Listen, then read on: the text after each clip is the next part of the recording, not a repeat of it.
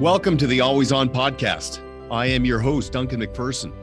And on this podcast, our objective is to enable our audience, which are high-performing fee-for-service professionals, to always be working on their business and on themselves, personally and professionally.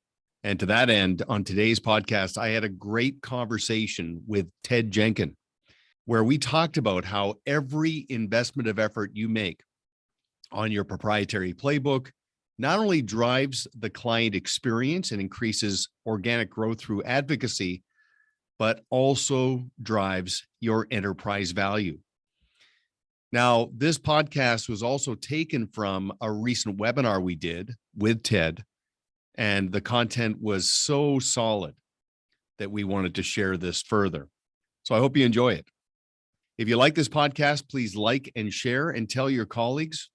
And as always, if you have any ideas on topics that you'd like to hear on this podcast in the future, just let us know. Thanks for listening. Great to be here. Great to see everybody here. Ted, as always, really glad you could make some time for us because you are probably the busiest guy I know. Building a business set up for acquisition. So I just want to start by just reminding everybody that this is independent of your timing. Whether you're not even there in terms of thinking about a timeline, hopefully your business is incredibly fulfilling right now and you're enjoying the value you bring to your client community. But I just want to remind you, in the spirit and the mindset of planning and preparation, every business is in fact built to be sold at some point. And every investment of effort you make contributes to that enterprise value. Okay, it is again a form of forced savings. So before we get too far into the weeds, I just want to say hello to Ted. And for those of you who don't know Ted, just to introduce you to our community here, Ted, you're definitely the most innovative financial professional I've met. I love your story, your backstory.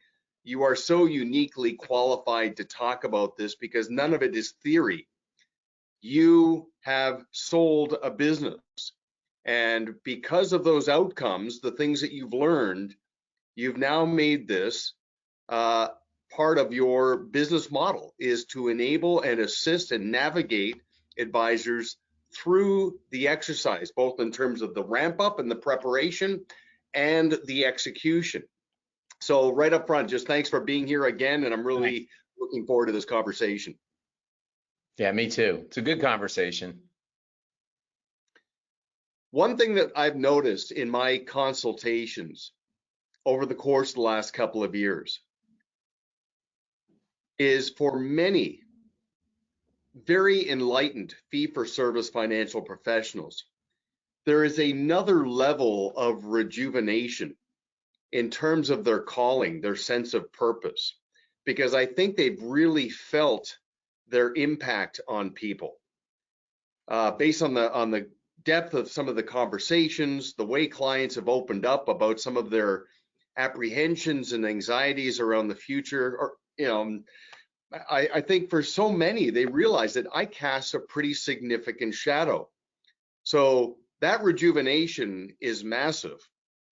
But secondly, having that mindset of going beyond the mindset of the technician, thinking beyond technical ability. Okay, so, a financial professional brings meaningful and measurable value to a client's life and their family. That's massive. We just want them to take that same level of importance and apply it to the other aspects of their enterprise, all in the spirit of driving that enterprise value and accelerating that eventual end game. So before I let you take that, let's go right to the Slido slide there, Tyler. Yeah, so again, let's just detach from the timing. You're a lifelong planner. It could be, I often say to myself, I'm never selling my business. But then other times I say, you know what, my kids don't want to take it over. I want there to be an exit and a liquidity event that all of my team can participate in. So why don't we just be mindful of all of the different factors that contribute to enterprise value? So with that, let's go to the next slide, and I'll hand it over to you as a starting point, Ted. You can talk about some of the things that are front and center in your mind when you coach somebody through this process. Yeah, well, thanks, Duncan. And it's really a fascinating slide to start with, because we spend our lives, and I did for the good part of 30 years here, sitting down with clients and other cases that I worked on, and we'd sit with customers and we'd ask them a question. What's your number? How much money do you think you need in your bank account the day that you retire in order to be able to maintain your standard of living for the rest of your life? And we as financial advisors backtrack the numbers. We look at Social Security, pensions, other investable assets, and we help our clients figure out two big numbers. How much do they need to save, and what rate of return do they need to get? But the real question that you should be asking yourself is that whether you did that Slido poll and you said, I'm going to sell in 1 to 5 years, or I'm going to sell eventually down the road, do you actually know what that number would need to be for yourself? So if you're doing $1 million of revenue, and one day somebody walked in and said, I give you $6 million for your practice, would you say yes? Could you say yes? I've met advisors in this business that basically milk their practice like it's a cash cow, and they've got a Lamborghini and a Ferrari, and they've got two different rental properties and all kinds of stuff, but they really don't have enough money to retire. And I've met other advisors that heed their own advice, and they save and scrimp every penny. But you need to know that number, because if you're going to negotiate a transaction for the value of your business, wouldn't it be important to go into that negotiation and know how much money you're going to need at the end of it, probably net of tax, to be able to get you where you want to go? And I'm going to tell you, Duncan, I've talked to hundreds of advisors about this as I've been involved in helping people look at this for their own business. And so many financial advisors just don't know. They've never gone through that exercise themselves. So it's like, the cobbler's kids. It is the way that it is. Okay, and so let's give this a bit of a frame. I did a consultation yesterday with a pretty substantial team, and we were talking about beginning with the end in mind. What is the number? And an interesting thing that came out of that is that often when they themselves have a client that has a liquidity event, the number they attain, and once the dust settles, is actually bigger than they ever thought would happen. Okay, which is an interesting window into the mindset there. But I said to this team, I said, I want you to create 3 distinct sections. Okay, so just write out the letters AUM. So everything with respect to the quantitative, AUM, EBITDA, and those factors add to the enterprise value. The second section is IP, all the elements around intellectual property, processes that are defined, branding, all of those elements, they contribute to enterprise value. And then the third category that actually led to the most meaningful part of the consultation is, I called it CQ. I called it the credibility quotient. Okay, the degree of predisposition that you create for a buyer, and the degree of credibility you amplify because of how serious you take things like HR, the quality of your books, and all of these other sort of what I would call X factor things that some people tend to sort of put off or trivialize, that contributes to enterprise value. And based on our conversations, Ted, I said, the first category can be 2 to 3x. You add the second category, now you're getting into the 4 to 5x. You add the third category, now you're getting into 5 to 6x. Does that hold up for you in terms of a framework? Yeah, of course, you've got to have volume to be able to still command those kind of multiples in the marketplace, and recognize that commanding those multiples from another advisor is very difficult, because they're the ones that have to come up with the money. But absolutely, there are a lot of advisors that still run their practice not as a business, Duncan, and that's a real problem. There's a reason why all good businesses run in a very systematized process. And so, yes, if you have HR, your employment agreements. Duncan, I saw an OSJ, and for those of you that have an OSJ model, it's really not that valuable. You have to think about it. Who's going to drag along with you if you get sold out? And if you don't have drag alongs on your contracts, that's a problem, right? So absolutely what you're talking about, the systematized money management, the financial planning process, being able to have that business be a repeatable, replicable, scalable model will ultimately give you more of a multiplicative effect down the road.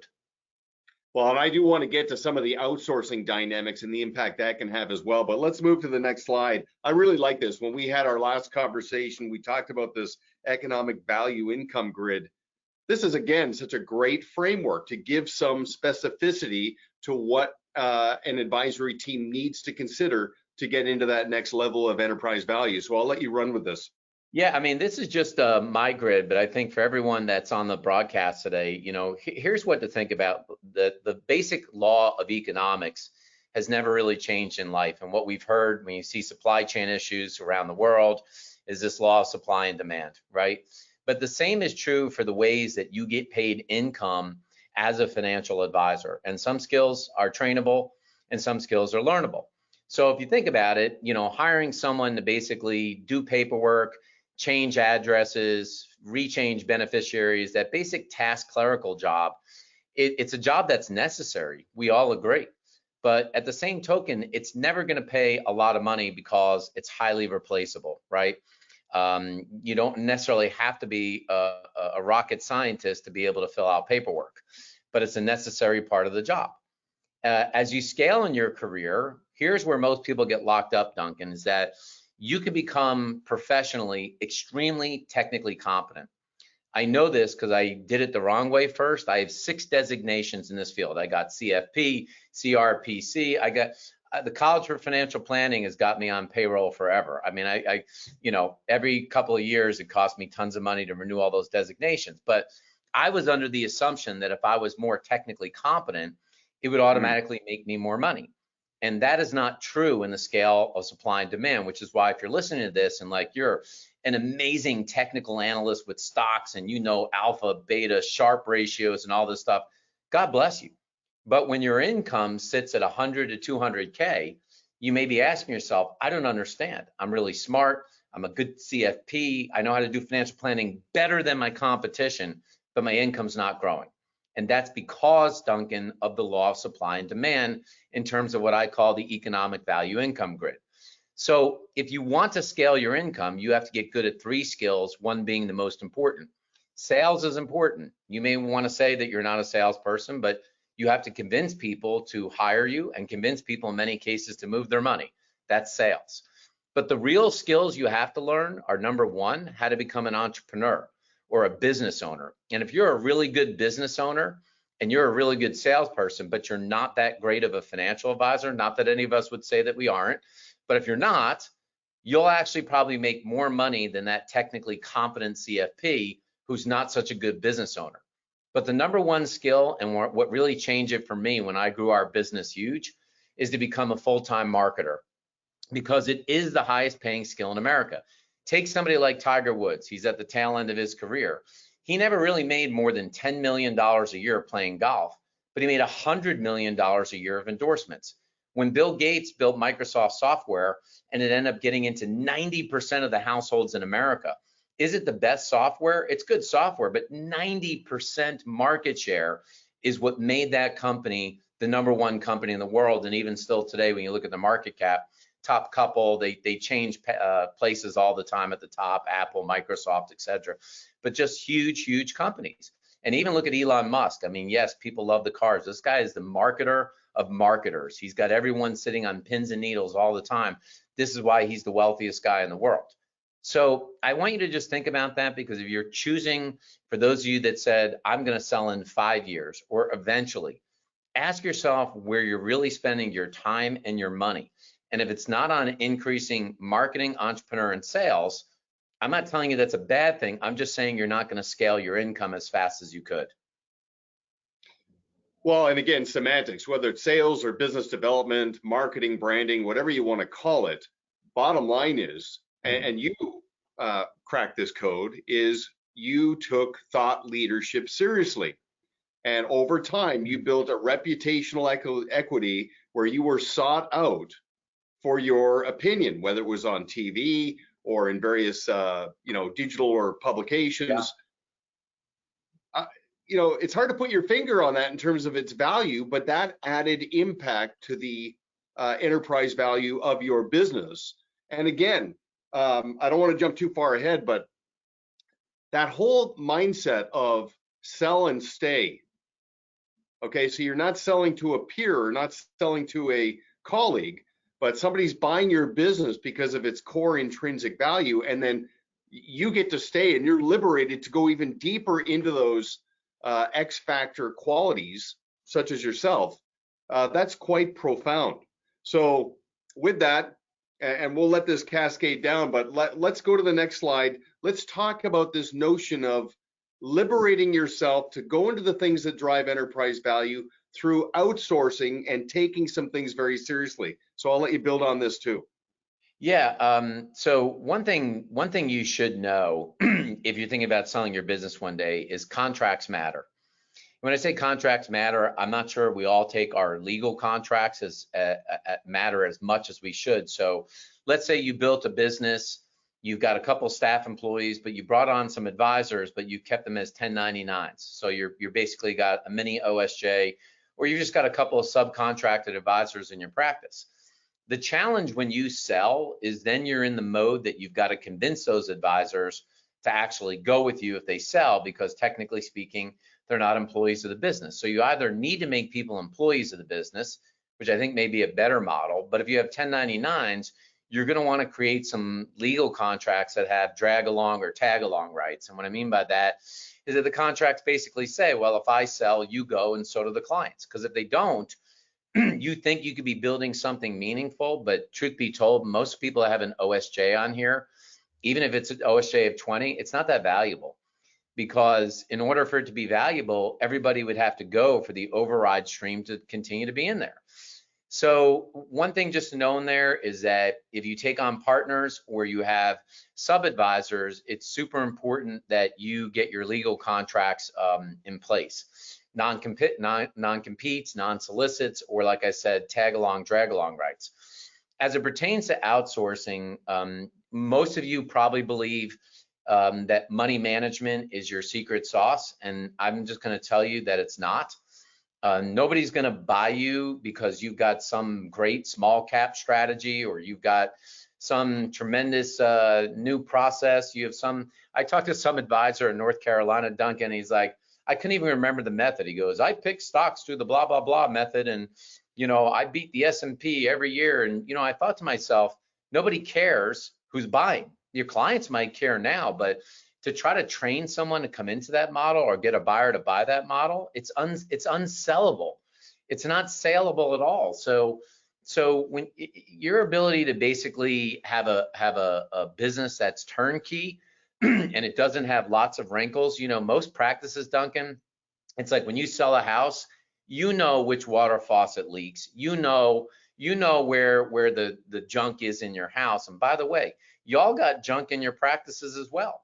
You don't want to come back later and be like, well, I forgot, Mary works part-time, but she's kind of a contractor, but she does talk to clients. And it's like, the more you have to explain this away, the more difficult it is to sell the business down the road. That's why you outsource and systematize. Okay, so in a minute, I'm going to come back to some of the steps that you took to drive your branding from a social perspective, but also from a PR perspective. But let's park that for a second. Let's build on this in terms of outsourcing, because I'm going to assume this is one of the things that caught you by surprise as you got into the weeds and started making your checklists available and started talking to people about staging their business and getting those leaky faucets addressed.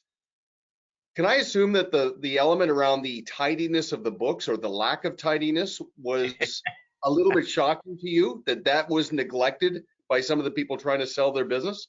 Well, first of all, some advisors don't keep books at all. They're like, you can see my credit card statement. Some keep books on like an Excel spreadsheet, which I think is kind of funny. and then some are more thoughtful and the general ledger looks really good on their QuickBooks or whatever software you're using. I'm going to tell all of you to spend, a few $100s a month, whether you do it internally or you do it externally, and get a bookkeeper to look at your revenue and being able to segregate it. How much of it is advisory revenue? How much is insurance revenue? How much is commission revenue? To be able to granularly be able to put together the expenses are super critical, because look, a lot of companies that buy, they're not stupid. They know that you put stuff in the business that really isn't business expenses. You got your kids on payroll, you got tickets to stuff that's really part you, but you could say it's part for the business. It's not like this is anybody's first rodeo. So the key to getting that granular on there so you can have a true discussion about the EBITDA of the business, because a lot of these companies will end up paying you for the add backs of stuff that you throw as fluff through your business, but not if it's not organized. If you're like, well wait a minute, Duncan, let me get my Chase card and I'll tell you what I did last year. That's not gonna fly. So the more that you have this organized, I gotta tell you, and I can give people some resources on where to get books done if you need somebody, but there are a lot of bookkeepers out there.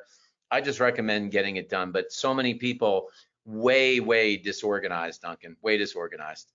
Well, let's move to that books slide. And I think what people maybe underestimate is the moment you have to play defense and rationalize some of those gaps, you're undermining the dynamic of who's in the driver's seat on the transaction. It's not unlike a real estate deal where if this house is so fundamentally sound and so impeccably maintained, and you've got some market forces on your side, you can create a bidding war where you just sit back and let them compete with each other on who wants to pay top dollar. You're not playing defense. You're not trying to convince anybody because you're so transparent and nobody's finding anything out. They're not finding out the leaky faucet. You're transparently letting them know, this is who I am, this is where I stand. So, okay, with that, let's talk about my favorite part of this, which is the whole dynamic around branding. Okay, and I just want to let everybody know that Ted is available to have a conversation with you. He's got some unbelievable resources, checklists, and just progressions to follow to put the odds in your favor. This one, to me, especially now, is incredibly profound. So, Ted, first of all, I want to talk about your branding that you engaged in with Oxygen and what it was that tipped you off to this being an X factor, because whenever I see you being interviewed on TV or whatever the case may be, it's evident that you've got the technical ability.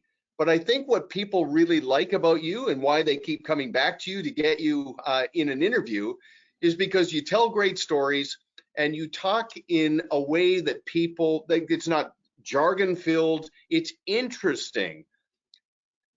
Was that deliberate out of the gate? Did you understand the impact that was going to have on your brand reputation and your enterprise value? Or did it just sort of occur to you as you got going? No, I would be lying if I said when this all started, I inherently knew how important this stuff would be. What I did know is that everything that seemed traditional to me in terms of marketing, I wanted to stop doing when I left corporate America. So I didn't want to do dinner seminars anymore. I didn't want to have to do lunch and learns. I didn't want to have to do client bring a friends. I didn't want to have to glad hand CPAs, attorneys, and mortgage brokers hope they'll give me a referral. And I was trying to figure out how could I reverse engineer the funnel to get leads to chase me as opposed to me to chase the leads. And what I learned in my time with corporate America is that, when you think about your company, and really in our industry, Duncan, we've been taught as financial professionals to really focus only on short-term ROI. And it probably is the way that most people on the broadcast make their marketing decisions today. Okay, I'll invest $5,000, but if I don't get 9 new clients in the next 3 months, I'm going to quit. Or I'll invest 20 grand in marketing, but if I don't get at least 20 million AUM, I'm going to quit. And there's really two sides to the business you have to look at.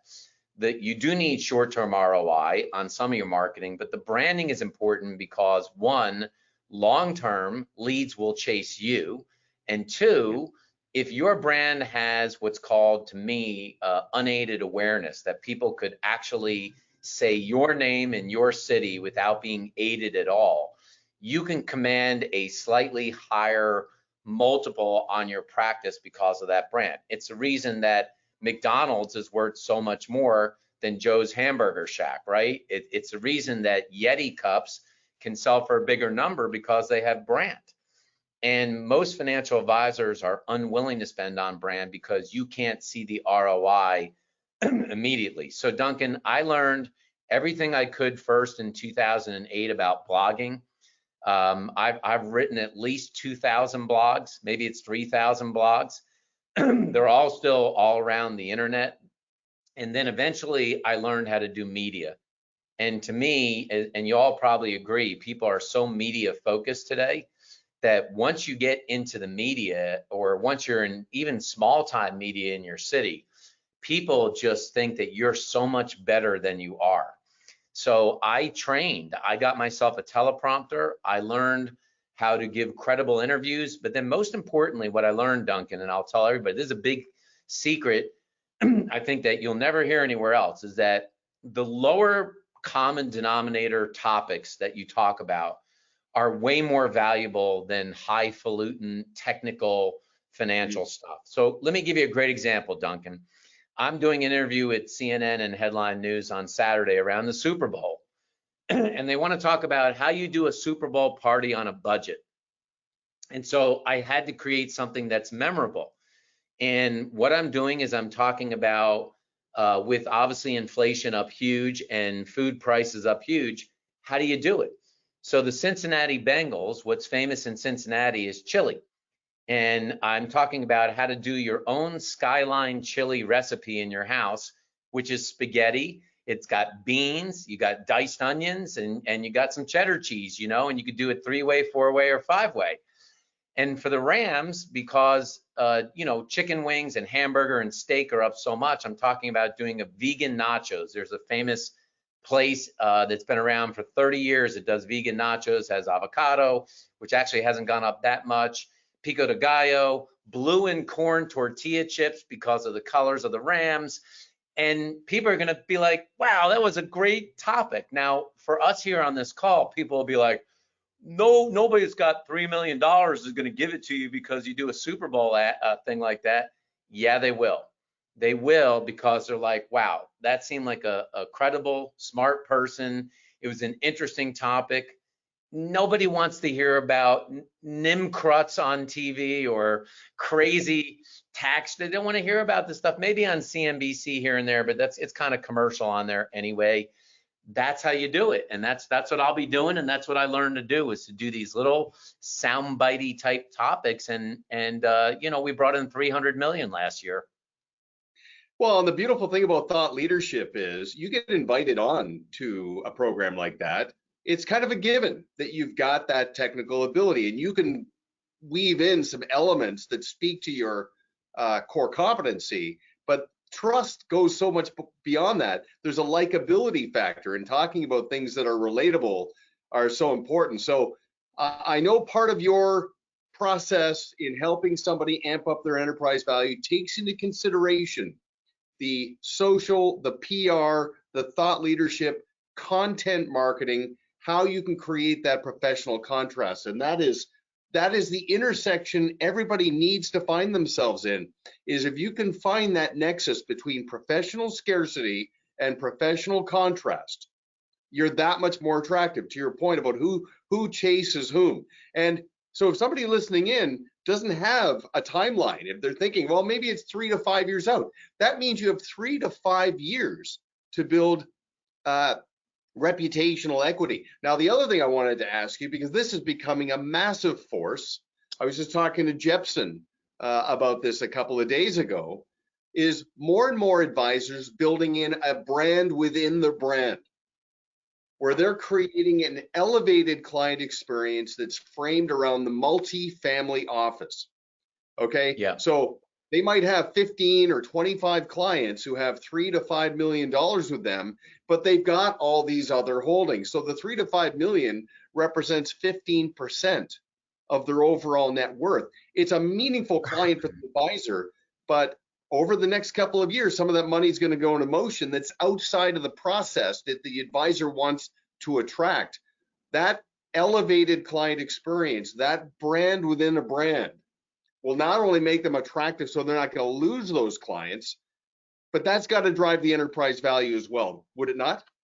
Yeah, I mean, 100% it does. And this is why I've always felt that brand is so important. For those of you that are saying, and I know a lot of you get your clients from referrals. I mean, would the brand and the brand memorability, would it double or triple the referrals? Absolutely. I think 177 of the clients that came in last year were from referral for Oxygen.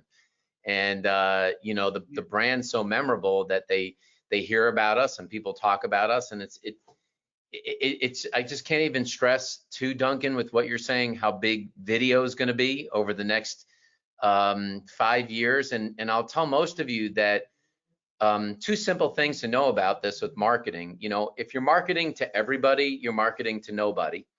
I'll tell you that. So keep marketing with that kind of net. You're marketing to nobody. And your biggest challenge, my biggest challenge, is around mind share, right? People's mind is all over the place looking at social stuff all the time. You need to be on there more and more and more so you can stay top of mind. That's the biggest challenge today. And I've asked myself the thing, Duncan, that some people should ask themselves: do you think 10 years from now you'll still be able to charge 1% and maybe not do that much? What if this went to a fee for service model tomorrow? You'd have to have value in order to do flat fees, because when your clients see the flat fees and it's not buried inside of an account, what do you think will happen? So Duncan, everyone really believes oh, I'll just charge 1% in 10 years from now. I'll just sit back and collect. And, I've always said, Duncan, you're never paid exactly what you're worth. You're either underpaid or you're overpaid. And so ask yourself what scenario you think you're in. And if you're saying this is crazy, I'm making $1 million a year and I don't really have to do that much, how long do you think that's going to last in the law of supply and demand? It's not. And that's the things to be thinking about. Well, the market forces of commoditization are very effective. And so we do need to obviously insulate ourselves to amp up that fee worthiness. But to your point about all of these investments that are made in client experience around best practices and into branding and into the just the tidiness of all of those other elements, a lot of that coincides with these triggering events. Okay, triggering events can be obviously when an opportunity for a conversation occurs between a potential advocate and a friend and an influencer. Okay, all of that is cascading towards those triggering events, but they can go the other way as well, where you got to assume that your top 25 to 30 clients are being hit on now more than ever by competitors and external forces. So there's got to be that competitor proofing built in as well. But with that, Ted, let's ease into a bit of a call to action, because I know you've got such incredible resources so that people don't have to wing it when it comes to just making these investments in those outcomes down the road. So why don't you talk a little bit about where somebody can go from here and what next steps could be if they want to kick your tires and get to know you a little better? Yeah, I'd say, listen, if you're interested, one, in having this whole branding, how do I scale out my lead gen and my branding at the same time, you can go to monetizemypractice.com. But if you're interested in starting to kick those tires and say, geez, I really want to know what my practice is worth, I don't recommend doing a valuation with FP Transitions. It's not a knock on them. It's just, you might as well go on Zillow and see what your house is worth. But at the end of the day, your house is only going to be worth what somebody's willing to pay for it. I have a much better feel of the marketplace than these independent valuation companies. I really do. I'm around 27 of the biggest publicly traded private equity, these independent. I just know where the market is at right now. And if you're trying to look at that, it'd be great to have a discussion at monetizemypractice.com, and we could talk more about it. And I do want to make one comment on here, Duncan. I know we're running short on time, but you talked about this brand within a brand. And 6 years ago, I started a podcast called The Shrimp Tank. It's not the Shark Tank, it's the Shrimp Tank. And that's now become a brand within a brand inside of Oxygen. In this last week, I got to interview the founder of Spanx. Do you think that's a pretty good guess? I mean, I don't know if you'll know the name. I don't know if they'll become a client, but nonetheless, what do you think they're going to say about me around the city of Atlanta? I had the number one sleep doctor in the country, a guy named Dr. Michael Bruce. I mean, what do you think happens when you're around these people and they go, hey, something good is going to happen because it's a brand, right? And I'd encourage y'all, whatever you're doing around your brand, podcast wise, you're investing dollars on social, you're creating media or blogging, or video, it is going to become so big, one, to bring in more assets, but two, when you want to monetize my practice down the road, it's gonna matter and add a multiple to your business. Well, you just go right back to Tiger Woods. I mean, he was not 10 times better than every other golfer when he was in his prime. He was just a little bit better, but his brand was dramatically better. And look at the legs of that branding, right? The shelf life has been incredible. So that investment of effort that you're making, and the one thing I will say that really impresses me about your commitment to branding and these other factors is the consistency. Your mindset is not wired around campaigns and we need this to move the needle immediately. I think you understand, I know you do, that there's an incremental force here that builds over time.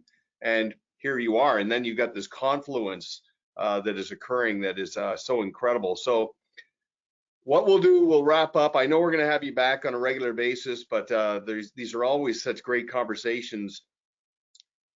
Don't wing it. Talk to Ted. Understand what needs to be considered. And if you have the luxury where you're not in a panic to get something done, that is so incredibly profound. You can add so much impact there. And Ted, I know we didn't really talk about it, but valuations, what are you seeing around advisors who really figure this out and look at this panoramically instead of just their designations and those AUM and EBITDA numbers, those who take the full view? What is the difference between that and the big picture? Yeah, I'd say, look, if you're on the market and you sell to another advisor, a lot of you'll get 2 times recurring revenue, maybe 1 times commission. You might be able to eke out as much as 3 times, and that's assuming you can get someone to either get a loan, you may be too big to do that, or they'll stretch out your cash flow over a longer period of time. If you can get to that million of revenue, but especially, Duncan, $1 million of cash flow, like your actual take out of the business, I'm seeing them range anywhere from 4 to 7 times top line revenue at an all-in offer. So imagine you did $3 million of revenue and someone said, here's $20 million.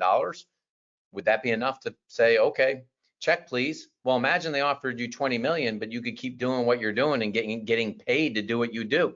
So in a lot of cases, it's not a check please, Duncan, and go away. It's here's a check and you can continue to do what you love to do. So I just don't think most advisors realize what that marketplace looks like. Well, and you're the embodiment of the added sense of purpose and rejuvenation. You were always good at what you did, but when you had your event, look at the impact it's had on your life qualitatively, and your outlook and your impact on people's lives is very, very impressive. We have a question here. I'll let you take that one. What's the question? Oh, you don't see it there? I don't see it. Oh, hang on.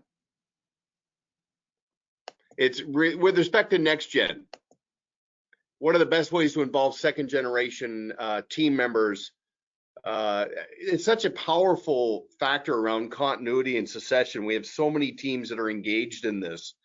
How important is it to have the continuity, succession, and bench strength as part of that liquidity event? Yeah, it's a great question. I mean, your stock literally goes up in value if you have a G2 successor ready to go. So if you've got somebody, depending upon how you segment your clients, let's say they're servicing CD clients, but they're sitting on some of those A, B client meetings with you, and they're familiar with the client base and they know how the practice runs. And should you choose not necessarily want to retire, but you're like, I'd love to just work with 50 households and have this person take over more of them. That's very valuable.